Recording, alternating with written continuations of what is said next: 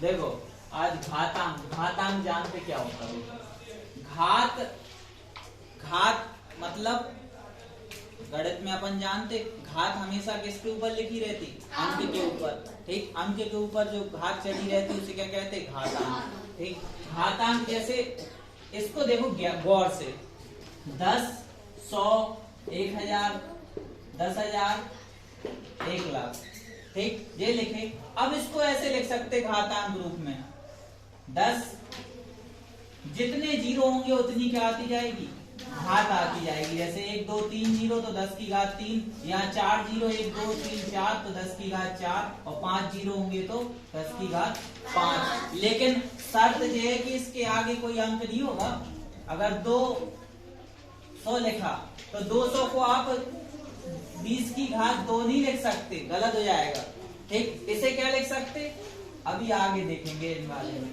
ठीक है, तो इतनी बात समझ में आई कि 10 को या 10 हो, 100 हो, 1,00,000 हो, 1 करोड़ हो, उसे घातांक के रूप में हमेशा कैसे लिखते?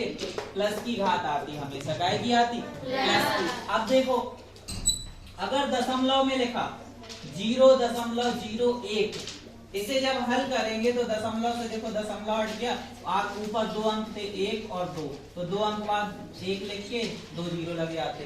ठीक, इसी तरीके से तो ऊपर बचा 1 और नीचे बचे 100 को लिख सकते अपन 10 की घात 2, और जब नीचे से ऊपर ले जाते अंक को तो घात जो लगी रहती वो उसका चिन्ह बदल जाता। अगर माइनस की है तो प्लस की हो जाएगी, और प्लस की है तो माइनस की जाएगी। तो यहाँ हो गई 10 की घात -2। यानी निष्कर्ष क्या निकला?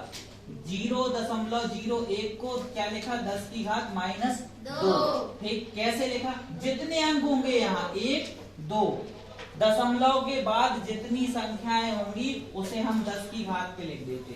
ठीक, जैसे यहाँ दशमलव 001 लिखा तो इसको क्या लिख सकते अपन? 10 की घात -3, क्योंकि यहाँ 1, 2, 3 अंक बाद है। इसी तरीके से दशमलव 0.00001 यानी 1, 2, 3, 4, 5, 6, तो 10 की घात -6। ये तो हुई जब अंक कितना लिखा हो आगे 1। जब 1 आ रहा, देखो सब में 1 आ रहा। अगर अंक 2 हो, कोई संख्या